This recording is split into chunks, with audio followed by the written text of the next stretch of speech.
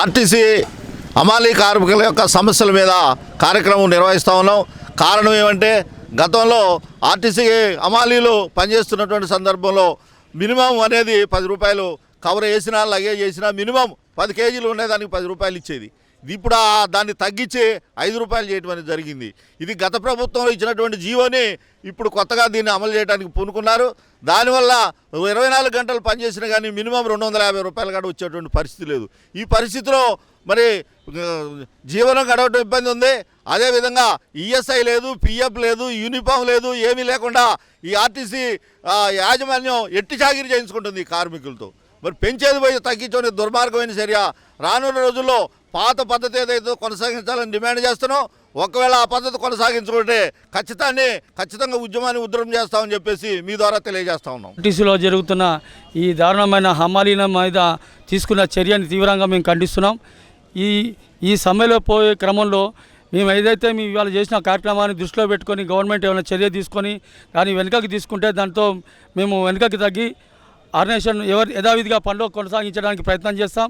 అదే జరగని పరిస్థితి ఏమైనా ఉంటే ఇది రాష్ట్ర వ్యాప్తంగా ఉద్యమానికి దారితీసే పరిస్థితి ఉంది. కాబట్టి యాజమాన్యం తెలుసుకొని ముందు ఈ సమస్యను పరిష్కరించాలని కోరుచున్నాం.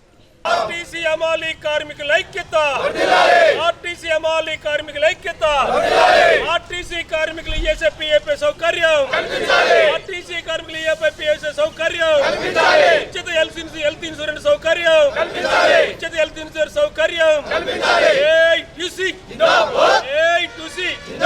ప్రతి హమాలీ కార్మికుడికి పెన్షన్ ప్రతి నెల 5,000, ప్రతి హమాలీ కార్మికుడి ప్రతి నెల 5,000 రూపాయలు పెన్షన్, ప్రతి హమాలీ కార్మికుడి ప్రతి నెల 5,000 రూపాయలు పెన్షన్.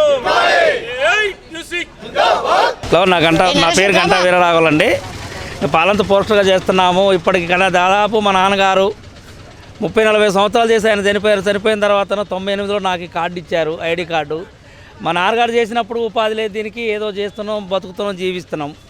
ఈ కొత్తగా కార్గో వచ్చిన కాడ నుంచి ప్రజలు ఇచ్చే హమాలీ కార్గో డబ్బులు అవి తగ్గించేసి నూతనంగా మళ్ళీ ఏదో సాఫ్ట్వేర్ మారిందని 5 రూపాయలు చేశారు. కనుక దయచేసి అలాంటిది ఏం లేకుండా పాత పద్ధతిని అమలించమని, ఈ మేస్త్రులకు కావాల్సిన సౌకర్యాలు కల్పించాలి. విఏసీ కానీ ఇప్పుడు వైద్య సౌకర్యం కానీ ఈ డ్రెస్సులు కానీ ఇస్తామని గతంలో అన్నారు. 99లో జీవో కూడా ఇచ్చింది కోర్టు హమాలీ పోర్టర్లకి రెగ్యులర్ చేయమని. అయినా దీన్ని పట్టించుకున్న ఎవరు నాదు లేరు.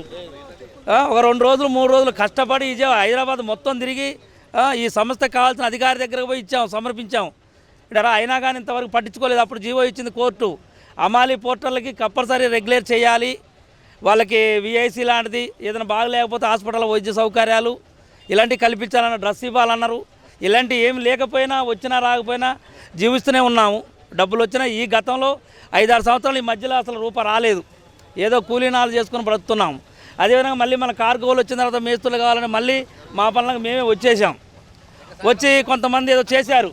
అయినా కానీ మా పనులు మేమే నిర్వర్తించు, వచ్చినా రాకపోయినా సంస్థకు ఎలాంటి ఇబ్బంది లేకుండా సంస్థకు అనుకూలంగా చేస్తూ ఈ కార్గోలో కొంతమంది ప్రైవేట్కి ఇచ్చిన కార్గోలలో ఏం చేస్తారంటే మేస్తులకు వచ్చే డబ్బులు కూడా వాళ్ళకి వెళ్ళిపోతున్నాయి.